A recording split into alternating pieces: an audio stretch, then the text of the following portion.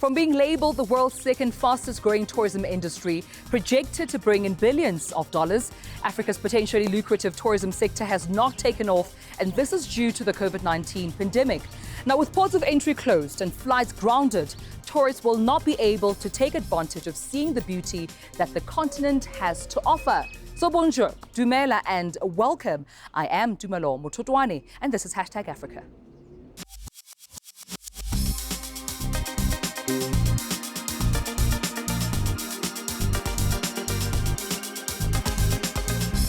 According to Najib Balala, Kenya's tourism minister, the sector has lost almost half of its expected revenue and may not recover until next summer. Safaris and sightseeing have made Kenya a tourist hotspot, but the coronavirus crisis has devastated the industry, with the country losing 80 billion shillings, about $750 million, in tourism revenue. That's according to Tourism Minister Najib Balala, and accounts for about half of last year's total. The second half is literally as good as zero. So we have a major problem. We lost 50% of our revenues. For 2020-2021, which is starting from 1st of July, we're only going to get back less than 30%. From Indian Ocean beaches to the Masai Mara Wildlife Reserve, tourism contributes 10% of Kenya's annual economic output and employs over 2 million people. Kenya, which has so far confirmed more than 6,000 cases of the disease, shut its airspace to commercial flights in March. It's also banned movement into and out of the capital Nairobi and the coastal resort city of Mombasa. Kenya attracts fewer visitors than African competitors like South Africa due to frequent political upheavals and insurgent attacks. Well, I had an in-depth discussion with Mr. Unathi Sonwabile Hanama, who is a tourism expert and a lecturer at the Tshwane University of Technology, about the state of the tourism industry in Africa post-COVID-19. Where to from here? That's what I asked him. Mr. Hanama, thank you so much for joining us and welcome to #Africa. I have to ask you about the stats and the reality on the ground. We do know that COVID-19 has negatively impacted on the tourism industry, but just in terms of those numbers, how's it looking on the ground? More than 95% of the world has not been traveling. Tourism is the world's biggest industry, and if we are unable to travel, then we're not able to come to destinations and spend our money because we are a transport and travel intensive industry. South Africa, from January up until now, we've not been able to allow international flights to arrive. And for the past 2 years, there's not just been a decline in domestic tourism, there's also been a decline in regional tourism. So that means that we are disproportionately dependent on international arrivals. So the lockdown makes it impossible for those from outside to come to South Africa. So that's bad for the tourism value chain. And I mean, I'm sure you've been able to interact with some small businesses around how, the pandemic has negatively impacted on them. But do you know of any businesses, particularly small businesses, that had to close down completely? There are several restaurants that have shut down, several hotels that have shut down because this industry is very much capital intensive. And if they shut down, the entire value chain is impacted. Agriculture is impacted. People who provide gas are impacted. So the multiplier effect of the closure of tourism is much more greater. Remember, we're the second largest GDP contributor and the second largest employer in the country. Yeah. Well, the Finance Minister Tito Mboweni recently provided a more supplementary budget into how they plan to offer some relief into various sectors. Are you satisfied with a budget that has been allocated to the tourism industry within the country to take South Africa at least back where it was before COVID-19? Unfortunately, we are not as rich as we used to be in South Africa, so there can never be enough money to support the sector. But we believe that by gradually opening up, by allowing intra-provincial travel, number one, and allowing international flights to operate, and also removing irrational regulations such as that you cannot drink alcohol when you are at an eatery, that has had negative impacts on the revenue of especially fine dining establishments and reduced their possibility of recovering from the COVID pandemic. And let's come into other key interest groups then, Mr. Hanama, such as eateries and restaurants. They've previously said it's not feasible not to sell alcohol within, their establishments because alcohol is an attractor. We know this. But what do you think then needs to be done to ensure that they can still cushion themselves as businesses? I believe the tourism sector is a sector that has always put hygiene at the forefront. So we are definitely better placed than many other sectors to be able to ensure that social distancing is done and deep cleaning is done. But for the sector to operate, allow it to operate, open all the restrictions, including international travel. We can come and check people for 72 hours to ensure that they don't have COVID, and let's create the necessary confidence about destination South Africa. And another one has to be aviation. I mean, it has also been negatively impacted, I'm sure you can agree. And still, those borders haven't reopened yet. Wow, it's been bad for aviation because, all over the world you find these aircraft are on the ground. But if a destination wants to recover faster, you need to open the borders, create that confidence because supply creates demand. And that's the messaging that South Africa must do because this is a serious crisis. And let's also understand, we are a country that is far from major source markets. We have got a geographic disadvantage at the bottom tip of Africa. If we want the tourists, then we have to be serious about it. Remember, these tourists that come, one permanent job is created for each and every 8 tourists that come. So the creating confidence is therefore important. And then speaking about, still on small businesses that are obviously trading within, tourism, what are they saying in terms of some of the strategies they have in place to make up for the loss that they've incurred during this pandemic?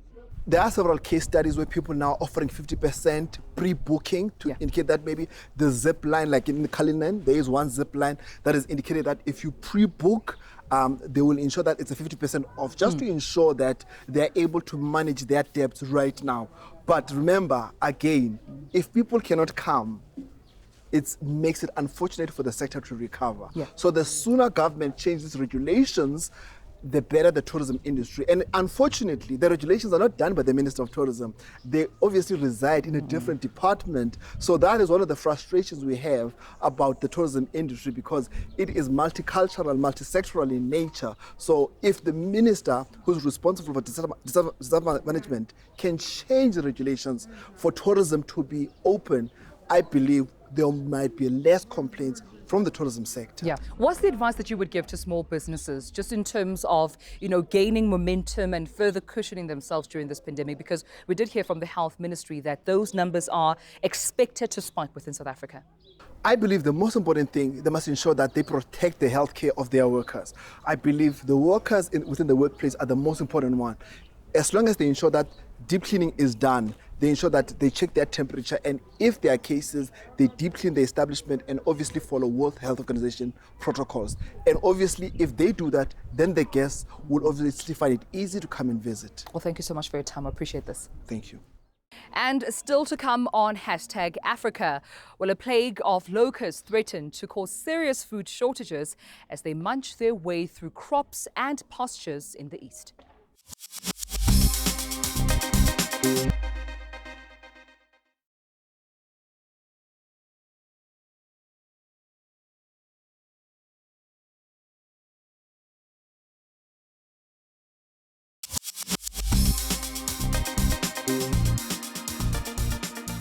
And now in the east, Kenya's tourism industry is not the only problem that Kenyans are currently dealing with. A new plague of locusts is threatening to spread to neighboring countries as it continues to further destroy crops in Kenya's poorest region. It's planting season in Kenya's Turkana region. But instead of growing, farmers like Victor Juma are seeing their crops destroyed by a new swarm of locusts. In the entire farm, if you go around, the farmers go around, or anyone can go around, you'll find that almost all the tomatoes have been destroyed in this shape. The number of locusts in East Africa exploded in late 2019, exacerbated by unusual weather patterns that have been amplified by climate change.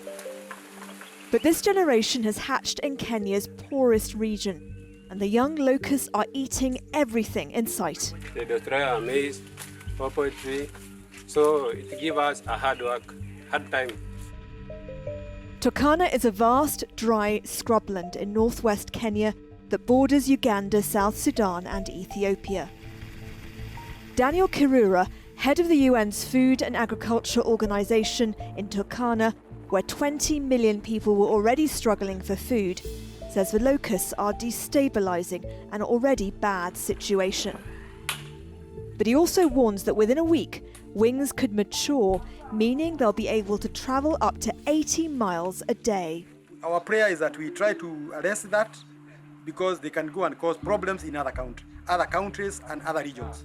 So our wish is to control them before they leave Turkana County. He says teams are working frantically to spray the locusts with insecticide before they become airborne, while the farmers use tin drums to scare the locusts away from their dwindling crops.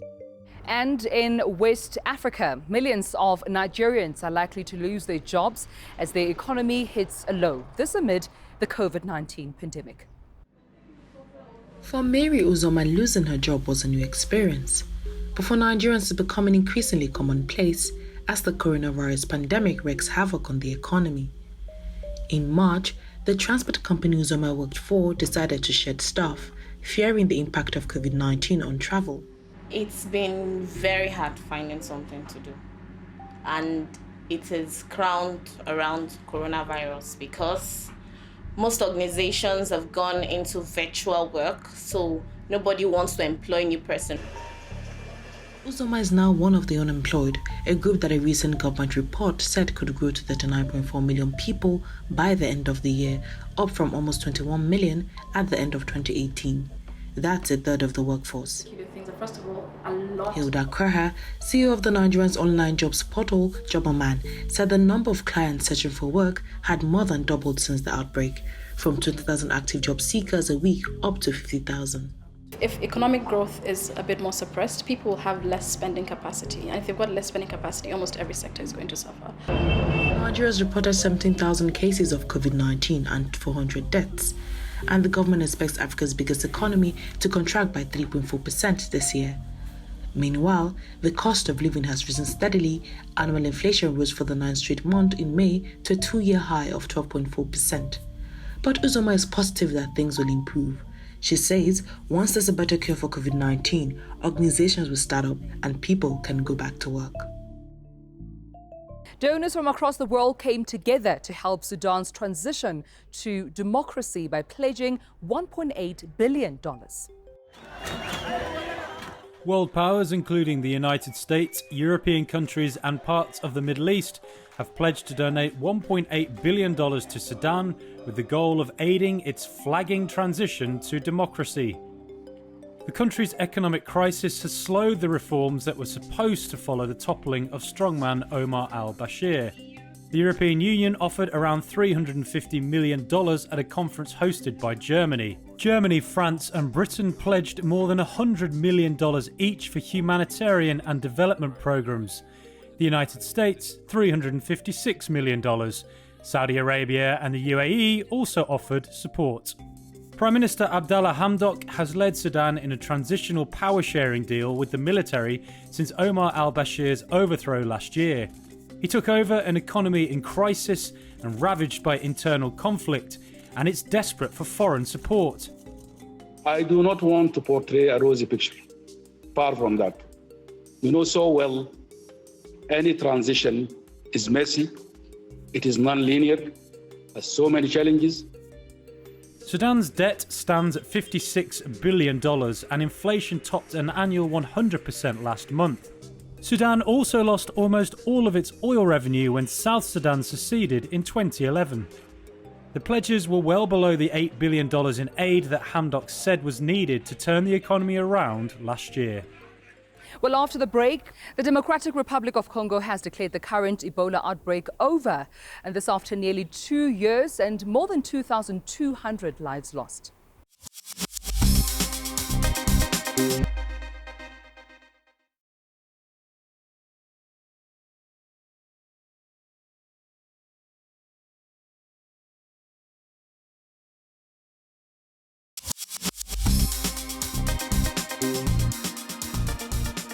This is #Africa. Let's now take a quick look at news making headlines across the African continent.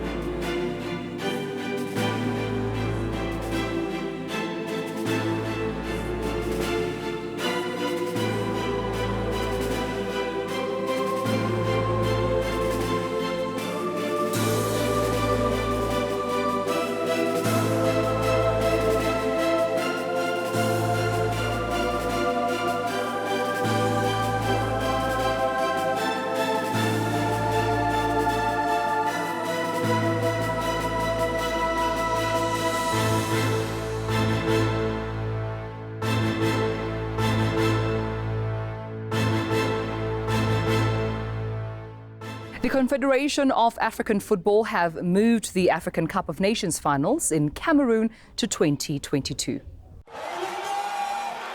Africa's biggest soccer tournament, the Africa Cup of Nations, has been postponed for 1 year and will now take place in 2022, it was announced on Tuesday. The global health crisis has disrupted all forms of the game across the continent, and so organisers decided there was now not enough time to complete the qualification process in time for the final tournament. Afcon was due to take place in Cameroon in early January next year. The timing of the tournament has long since been controversial amongst European club teams, who generally lose some key players midway through their domestic season. They include Liverpool's Mo Salah and Sadio Mane, who represent Egypt and Senegal respectively, and Manchester City forward Riyad Mahrez, who led Algeria to the title in 2019. The switch to January 2022 means that the Africa Cup of Nations will now take place in the same year as the World Cup in Qatar. The Democratic Republic of Congo has declared the current Ebola outbreak over, and this after nearly 2 years and more than 2,200 lives lost. The second deadliest Ebola outbreak on record is over, the Democratic Republic of Congo said on Thursday, even as a separate flare-up of the virus continued elsewhere in the Central African nation. The epidemic has dragged on for nearly 2 years, claiming more than 2,200 lives, partly due to difficulty in gaining access to virus hotspots in Congo's restive eastern borderlands. Chantal Umatoni of UNICEF's Ebola outbreak response said Thursday represents a big milestone. I think for the teams it's a big achievement. This outbreak has been very particular because, as you know, it is the first outbreak in an active war zones with more than 100 armed groups in the areas where the outbreak was happening. She said the situation had been complicated by the addition of COVID-19 in a country with an already dilapidated healthcare system. Nearly 6,000 cases have been reported and over 100 deaths. DRC has suffered more than twice as many Ebola outbreaks as any other country.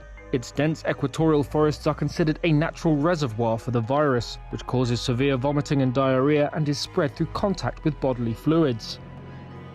In eastern Congo, the Ebola response was at times treated with suspicion, with community leaders and residents either not believing Ebola existed or resenting not having benefited from an influx of donor funding. Treatment centers were attacked by angry residents as well as militia fighters, who are active near Congo's borders with Uganda and Rwanda.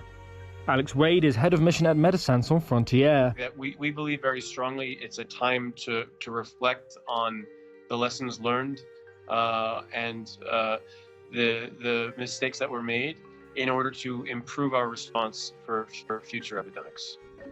In April, DRC's health ministry had been 2 days away from declaring the outbreak over, when a new chain of infection was confirmed before being swiftly contained. However, as that outbreak neared its end, another one was declared on June the 1st in the western city of Mbandaka, more than 620 miles away. Genetic testing revealed the two epidemics were not connected. The Mbandaka outbreak has seen up to 24 cases so far, including 13 deaths. Authorities say containing it should be easier, as it's in a more stable part of the country where a previous epidemic in 2018 was quickly controlled. The Gabonese are in a celebratory mood. Now, Gabon is one of the few countries in the sub-Saharan Africa to reverse a law that punishes homosexuality. Gabon's Senate has voted to decriminalise homosexuality, a landmark result that makes the Central African country one of the few on the continent to reverse a ban on same-sex relationships. The bill, which was passed by the lower house last week, will now go to President Ali Bongo for ratification, having been approved by a majority of 59, with 17 voting against and 4 abstaining. The move reverses a 2019 law that made Gabon one of 73 countries or jurisdictions worldwide where sex between men and between women was illegal. But in a country where homosexuality is still broadly seen as taboo, the U-turn has divided opinion. Libreville resident Estelle says their customs are opposed to homosexuality. We should not take things that come from the West and bring them over here at home in Africa. So for me, concretely, I say no to homosexuality in Gabon. Telesfor Obame Ngomo, president of the human rights group Honor and Dignity movement, said he saluted the courage and will to respect a right that had been trampled. Some politicians and religious authorities had expressed their disapproval ahead of Monday's vote, in efforts to remove legislation criminalising homosexuality still face challenges elsewhere. In Botswana, the government has said it will appeal a High Court ruling that legalised same-sex relationships. And that's it from me, Dumelo Motodwane. We'll keep the conversation going on Twitter. We are at Africa_ENCA. But we leave you with these beautiful pictures from our beautiful continent of Africa. And until next time, goodbye.